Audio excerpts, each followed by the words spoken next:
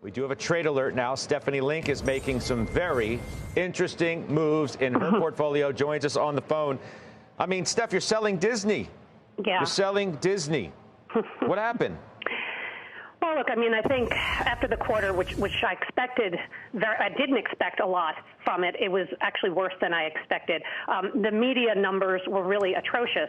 Ad total revenues down 2% in cable, down 17% in broadcasting. They lost U.S. subs for the first time sequentially.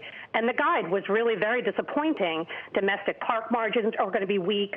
Margins are down in linear. And then they're also seeing higher marketing costs. So all of the outperformance in the prior quarter is actually going to reverse over the next 2 quarters. And I think as a result, I think the stock is just dead money. So I don't see a lot of downside from here, but I just think it's going to take a lot longer than I expected to see changes. In addition, we know they're cutting costs of about $5.5 billion. Well, they're going to actually cut content costs, which was a real surprise.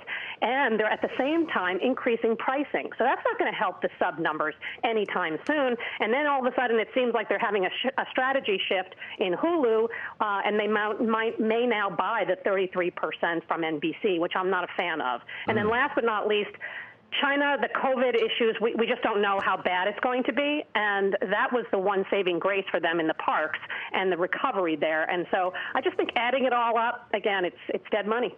Wow. Wow. Okay. So stay with me for a second, because I have Farmer Jim here who owns Disney as well.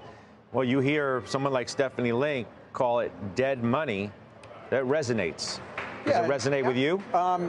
It does. Now, let me fully flesh this out for you. I think it could be dead money until the next quarter, but I do think that quarter, as terrible as it was one quarter in a multi-quarter turnaround that Bob Iger's doing, and I think it's going to show results pretty quickly. And Steph, I mean, your points are very well made. One thing that I actually take a lot of comfort from was the fact that they did raise prices last quarter on Disney Plus. They raised it considerably, like 20%. And yes, subs were down, but they were down marginally. So basically flat as they raised subs 20%. You know, Netflix a year or so ago had some bad sub number quarters in a row. And ultimately what I'm saying here is this feels like the turnaround is in place, but it's early. So Steph might be right. But this feels like, I mean, the turnaround has been laid out. Mm-hmm. It feels like longer than a 1-quarter turnaround story. Does it not? Well, here's how I'd phrase it.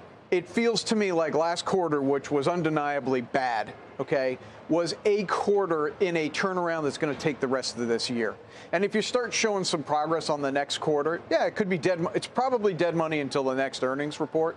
But I don't think with this brand and the ultimate value of everything, the studios, the theme parks, Disney Plus, this, to me, doesn't seem like the right price to sell it at. Jenny, you own it too? Yeah, and when Steph talks, I listen. So it definitely makes you like really go back and reassess your thesis. But one place that I differ with Steph is we do think China reopening could still be a tailwind. We also think that something that's not properly discounted, what we see is like analysts are really great at discounting future growth, right? But what they don't necessarily discount is the future earnings growth driven by cost cutting. So that's really what we saw with Meta, right? Where they weren't, last year, they weren't accounting for the fact that if they just cost cut, it could really drive earnings. We think that if Disney cuts $3 billion from costs, that drives earnings by 30%. And then because we're so long-term focused, we think, okay, next year, 2025, they should be at $5.36. If they get back to pre-pandemic $7, you put a 20 times multiple on that, that's a $140 stock. And so even if it takes me 3 or 4 years to get there, the CAGR on that return is worth waiting for. Okay. Steph? Well, I think that Jim makes good points. Especially on the cost side of things. Same with Jenny.